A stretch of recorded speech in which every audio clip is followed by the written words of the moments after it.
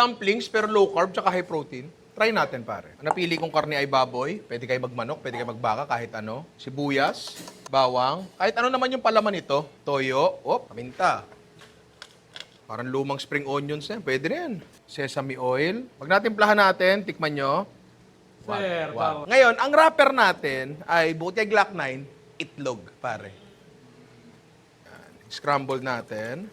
Asin. Natin ng konting mantika. Konti lang. Kalat natin. Bubuuin natin yung scrambled egg. Maliit lang. At yun yung magiging wrapper. Ngayon natin ang palaman.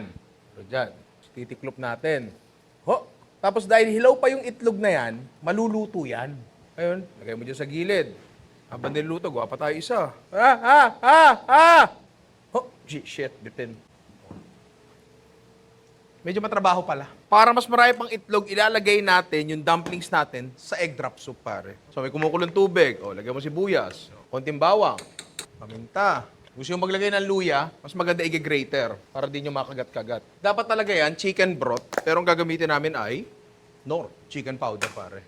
Yan. Patis. Itlog pa rin. Yan. Nalagay mo lang dyan, tapos hahaluin mo dahan-dahan.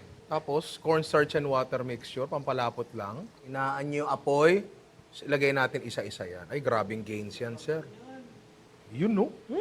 Uy, grabe siya. Sino ang grabe? Siya. Spring onion sa taas. Ay, tapos sesame oil. Ay, wow!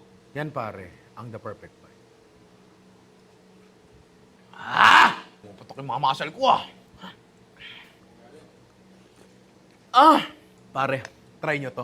Alam nyo dapat nyo pa i-try? Ano? Bagong design, Ninong Ray merch, pare. Tsaka eto, ang dami nag-request ng buti. Check out nyo na.